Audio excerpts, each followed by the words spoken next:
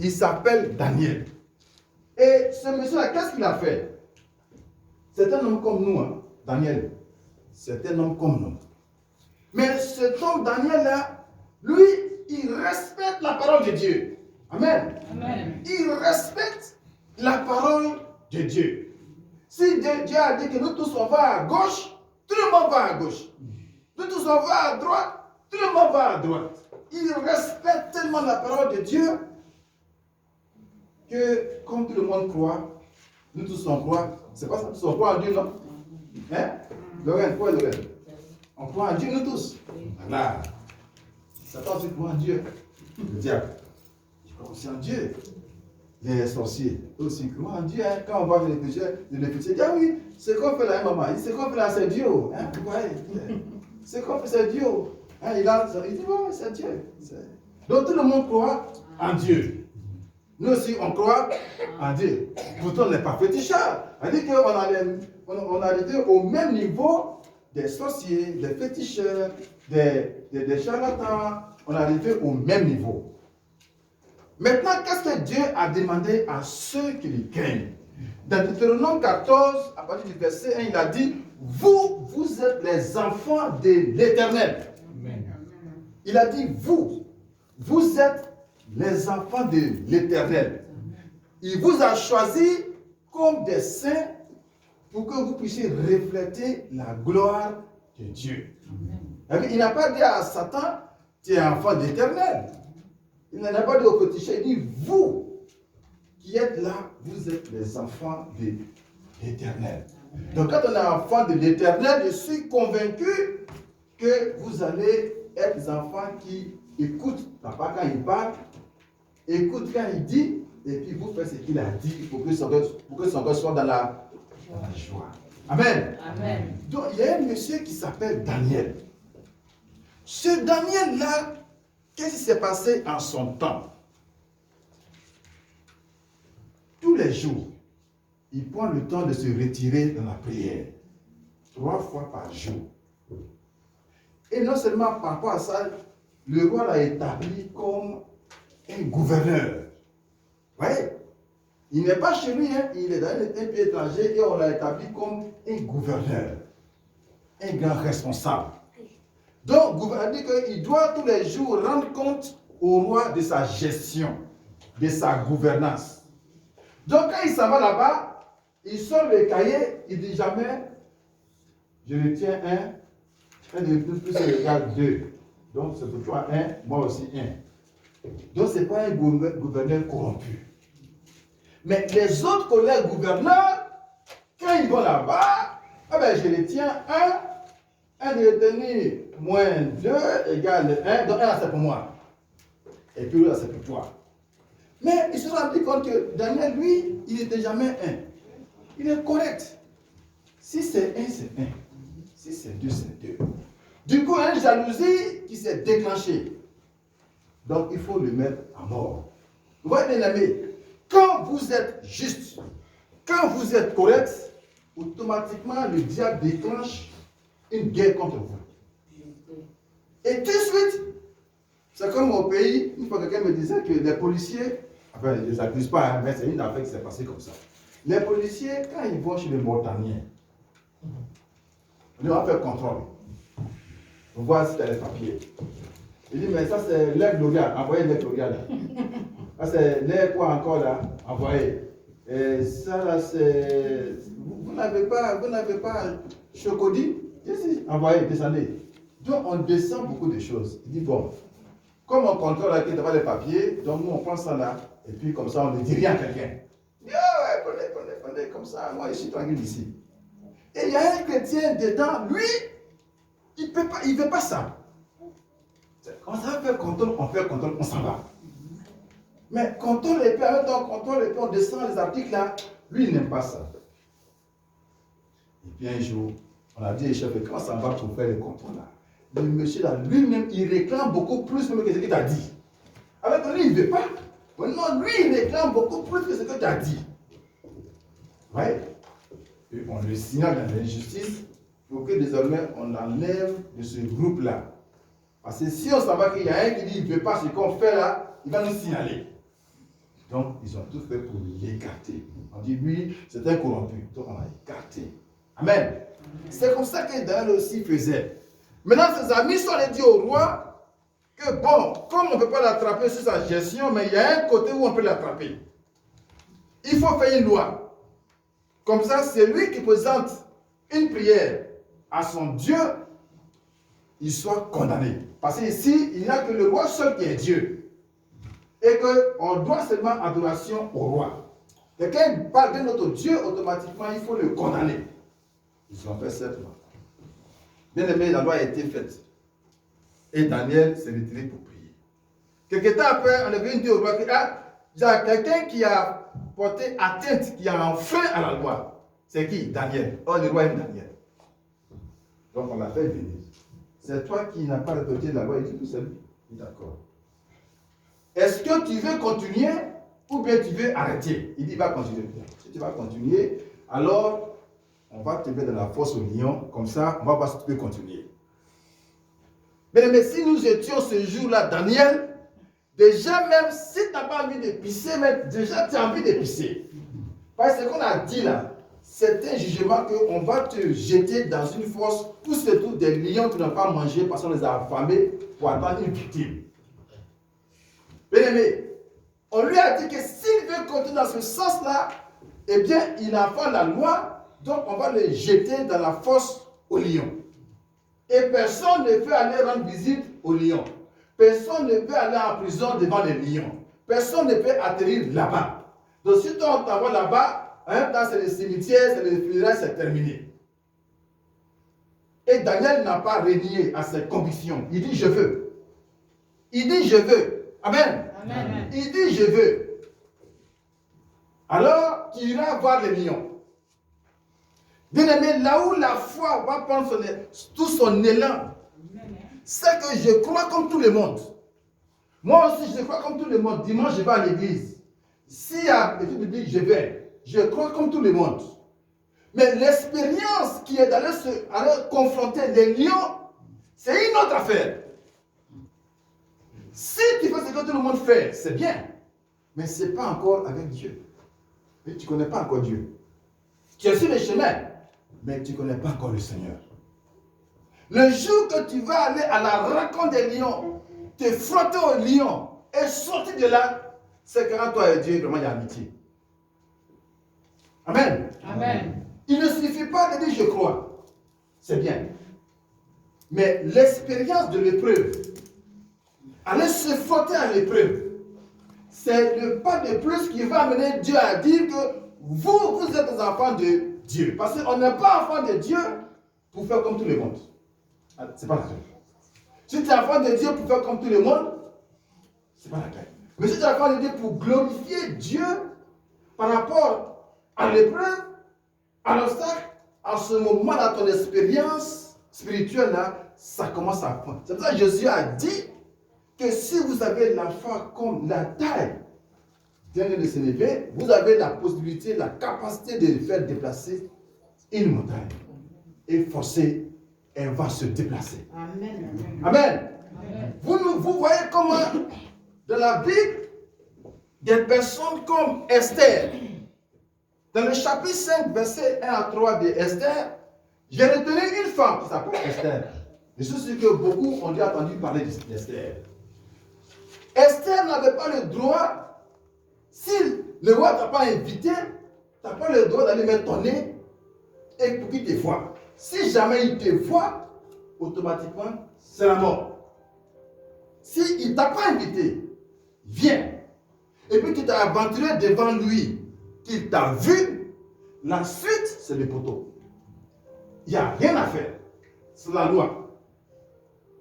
Mais il est arrivé un moment où Esther veut défier l'impossible. Et c'est mon cas. C'est ton cas. Si tu es chrétien, il faut que tu sois capable de défier l'impossible. Il faut que tu sois capable de déplacer les bornes.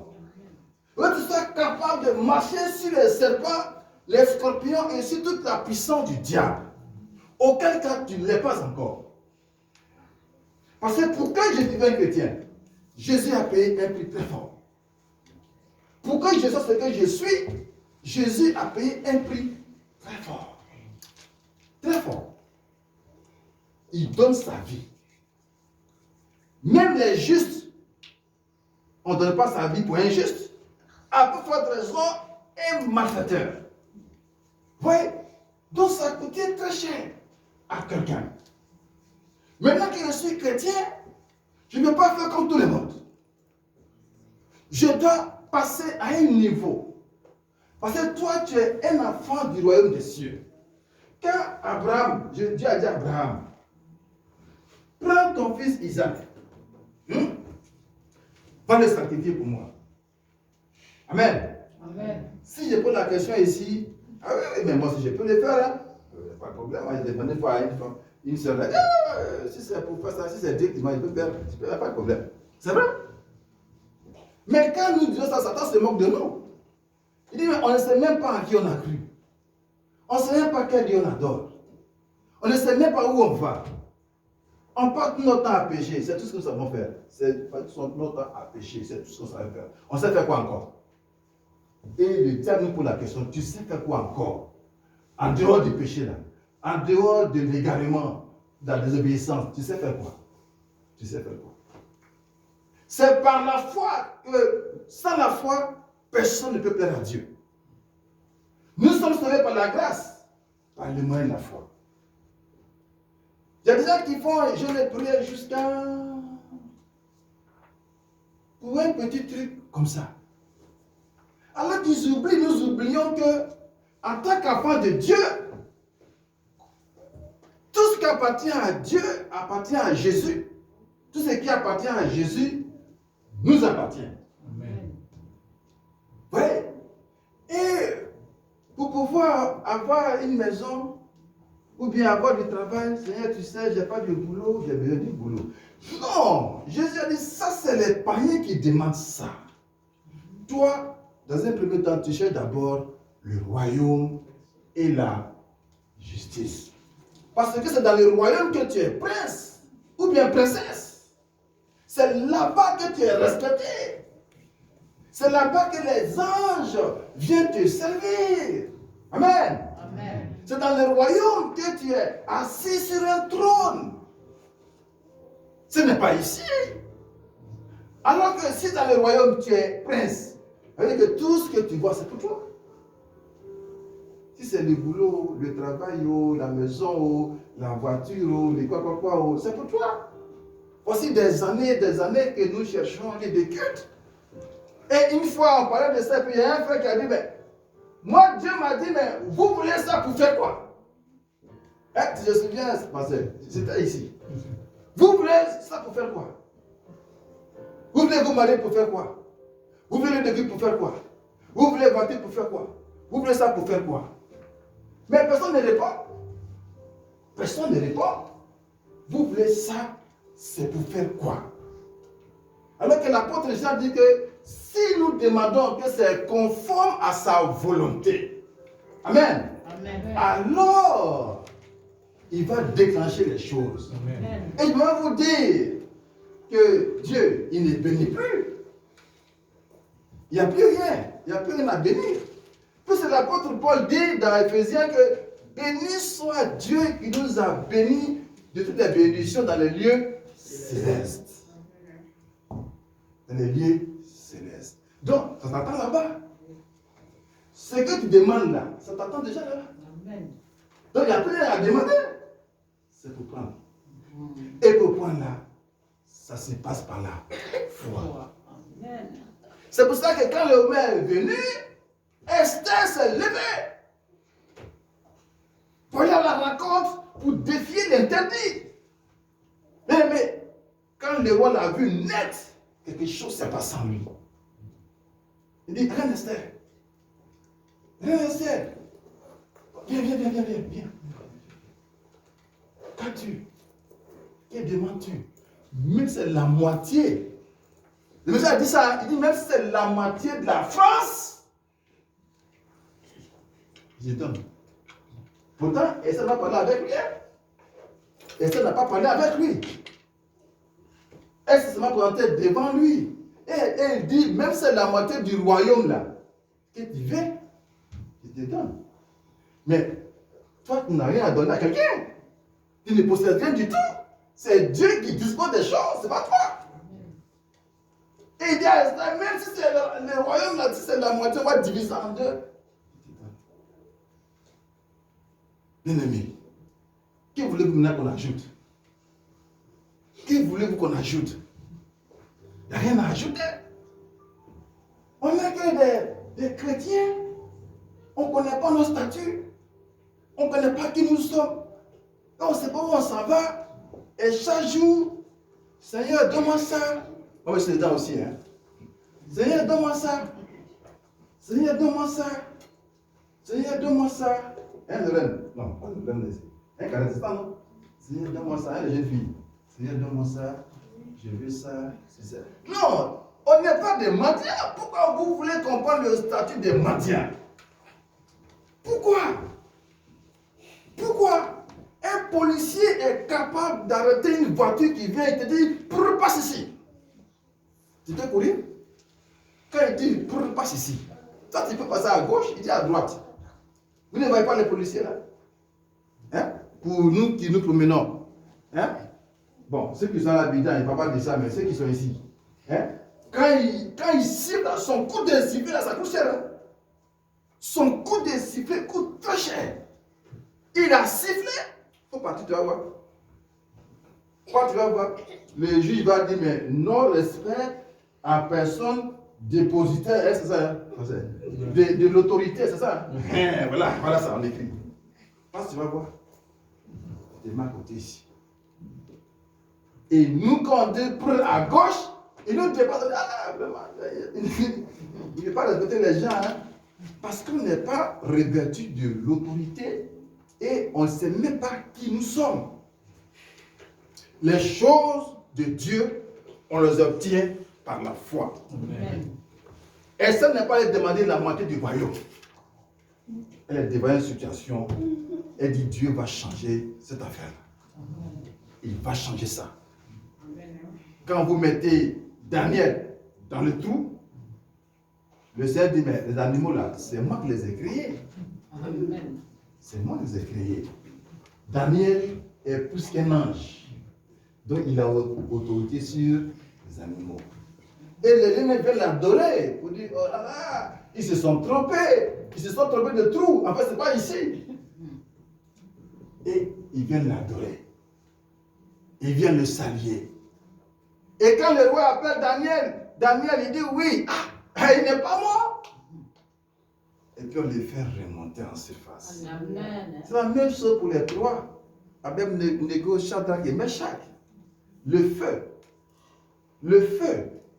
Les exemples, il y en a plein. Mais on n'est pas là pour contempler ce que les autres ont fait. Moi, je suis là pour un témoignage de ce que moi-même j'ai expérimenté avec le Seigneur. C'est moi-même j'ai expérimenté avec Dieu. C'est ça, je viens et puis je rends grâce au pasteur et dis, pasteur, vraiment, j'ai dit à Dieu que voilà ce que je vais faire. Et puis, par la foi, j'ai obtenu. Parce que ça va glorifier son Saint-Nom. Amen. Amen. Aujourd'hui, là, pourquoi, quand on ferme les bars, on ferme aussi l'église? Si on ferme les bars, on ferme la paroisse. On ferme quoi encore le restaurant, au même titre qu'on ferme la paroisse. Pourquoi? Parce qu'il n'y a personne dedans, il n'y a pas de chrétiens. On est tous des gens qui croient, mais on n'est pas des hommes de foi. J'aime toujours le dire. La reine Victoria, à l'époque, au XVIIIe siècle, la grand-mère de la reine actuelle, elle a dit qu'elle craint les prières de Wesley, que toute l'armée de l'Angleterre réunie. C'est pas mal qui a dit ça. Elle est reine.